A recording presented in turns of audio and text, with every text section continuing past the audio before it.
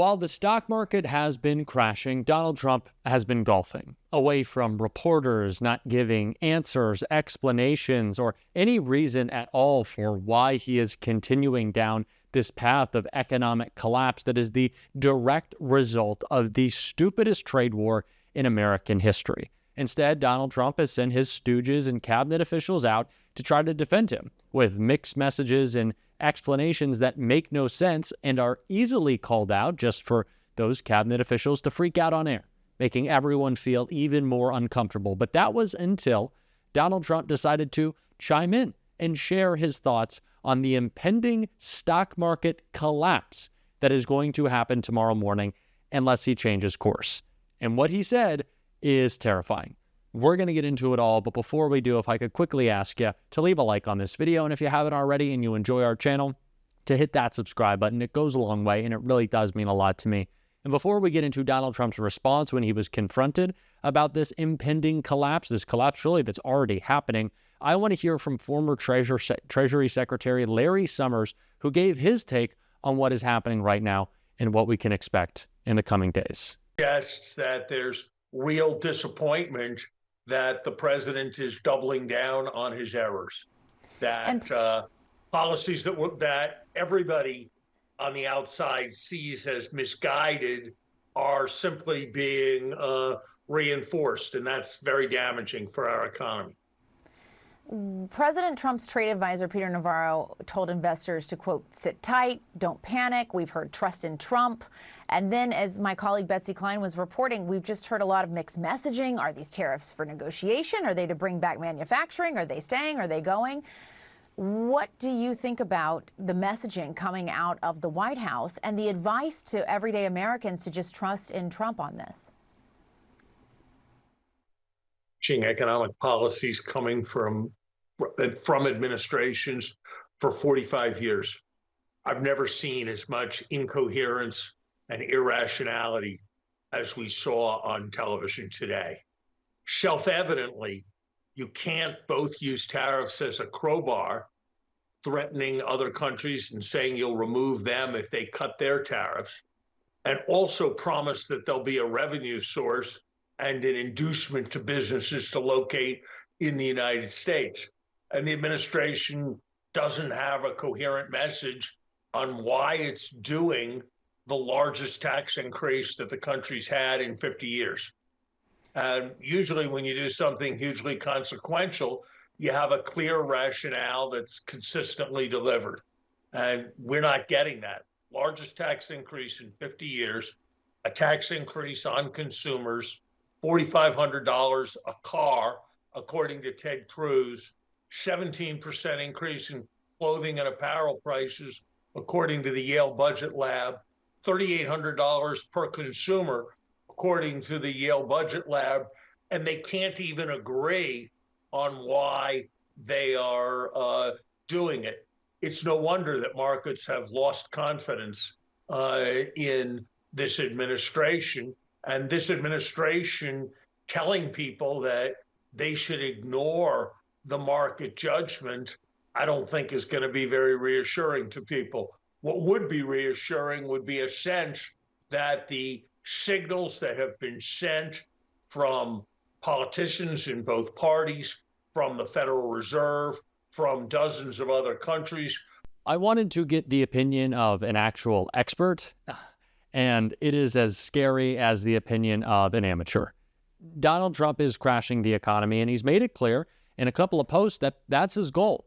There's no real explanation. There is no investment to come along with this implication that manufacturing is somehow coming back to the United States. It is just Donald Trump launching a plan with really nothing to back it up except this deep-seated insecurity inside of him, the need to pretend that he's smart, which he's not, tough, which he will never be, and I don't know, in charge, which technically he is, but is anyone enjoying it?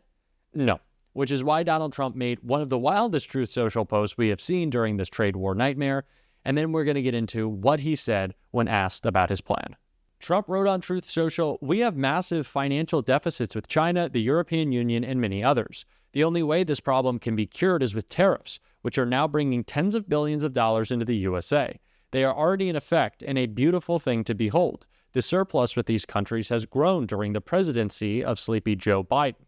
We are going to reverse it and reverse it quickly. Someday people will realize that tariffs for the United States of America are a very beautiful thing. A beautiful thing? Is that what just the red arrow down is to you? A beautiful thing?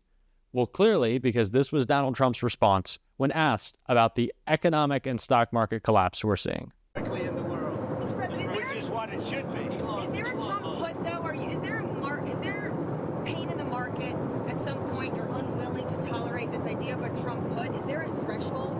I think your question is so stupid. I mean, I think it's I don't want anything to go down, but sometimes you have to take medicine to fix something, and we have such a horrible.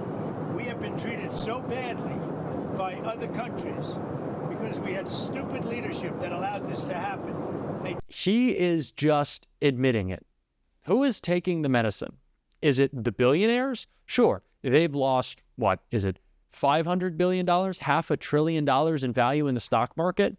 But when Elon Musk goes from $350 billion in net worth to $270, that doesn't make a difference in his life. When prices explode, people lose their jobs and their houses and their health insurance.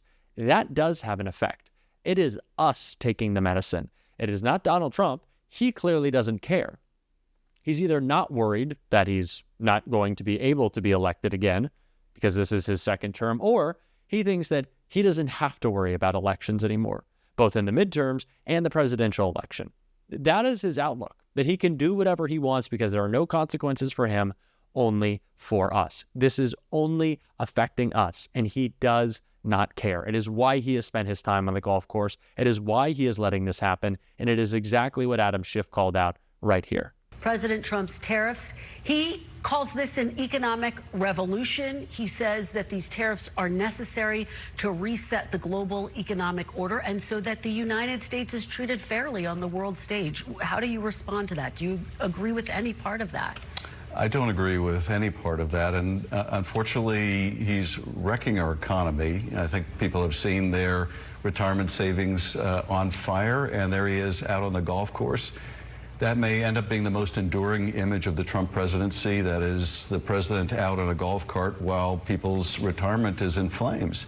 The Treasury Secretary saying that people aren't looking at where the retirement savings are.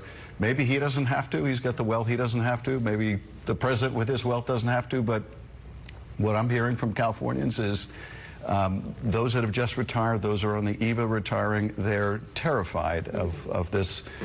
And I hope and pray we stay out of recession, but if we head into a recession, it will be the Trump recession. He will completely own it. This is a completely self-destructive economic act that he's engaged in. And it's not just the tariffs, it's also the freezing of funds, the firing of people, the alienation of our allies. In California, I'm hearing from farmers who still haven't recovered market share from the tariffs during the first Trump administration. I'm hearing from people in the tourist industry.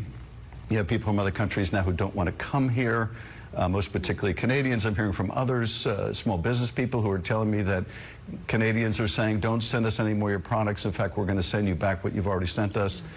It's the whole range of Trump economic policies that are really hurting people. And speaking of what you are hearing from Californians, the governor of your state, Gavin Newsom, actually says he's pursuing agreements with other countries to try to exempt California from retaliatory tariffs. Do you think that's appropriate? Do you support California striking unilateral deals with foreign countries? Oh, absolutely. I applaud the governor for doing this. And what's more, I want to encourage people from other countries, if they're considering canceling their vacation plans somewhere else, then come to California. We will welcome you in California. And I know I speak for a lot of my constituents who are desperately concerned about how we are alienating some of our closest friends and allies, picking unnecessary fights. That is going to be bad for business. Small business people in particular are really hurting right now, and anything we can do, anything the governor can do, anything I can do to improve the business climate, we're going to do. I want to talk to you about Congress's role, because you just heard me talking to Senator Langford about that bill that's being proposed in the Senate. It would essentially limit the president's power in terms of imposing tariffs. GOP Congressman Don Bacon plans to introduce the same piece of legislation in the House. Do you think there is enough bipartisan support to move that legislation forward and to effectively block President Trump's ability to impose tariffs? I think so. We saw an early indication of this. One of my colleagues, Senator Tim Kaine, offered a resolution on the floor to end this so-called emergency with Canada. That would allow us to essentially curtail at least some of the tariffs. That passed with Republican support. Now, it still would have to get through the House, but there is bipartisan concern with this Trump tax, with this tariff tax. The fact that it is going to push up prices on consumers and already is. So, yes, I think given time, we can get that done, but we don't have time right now. This economy is in a tailspin, and we need to be arresting that now. Donald Trump clearly doesn't care. Not even a little bit. Doesn't bother him. Not a thought about us or the effect that these tariffs are having on working people. It is a terrifying thought that everyone around him is completely bought in. And of course, we've seen a little bit of pushback from MAGA Republicans in Congress, but is it enough to get, this to stop? I don't know. Would Mike Johnson do anything? Probably not. We might just be left this way because Donald Trump is surrounded by yes men and he has lost his mind. This isn't just his years-long obsession. This is his deteriorating brain. And in this moment, it is not just enough to call it out. Of course, what we have to do, but offer up the solution and what we will be doing instead. And Cory Booker has been doing that everywhere and for obviously extended periods of time. And I want to check out an example right here. But you did say during your speech the Democrats have made some terrible mistakes and have to take responsibility, some responsibility for the state of the country right now. Elaborate on that. What were the mistakes? How can they be fixed? Well, the biggest mistake is not centering people enough. A lot of people voted for Donald Trump because they trusted him and didn't trust that Democrats could deliver for them. And so this, to me, is one of the most important principles in American politics. You may have this great policy, great analysis, great thoughts and ideas, but people don't care how much you know till they know how much you care. We are in a state where, again, the Democratic Party should own up. We partfully laid this pathway for this demagogue to come into office. And so the way we deal with that, the way we correct from those mistakes, is to do more of the centering of American voices, American people in our conversation and in our focus. We have to call this out, of course, but then talk about what we're going to do differently. Clearly, people wanted change.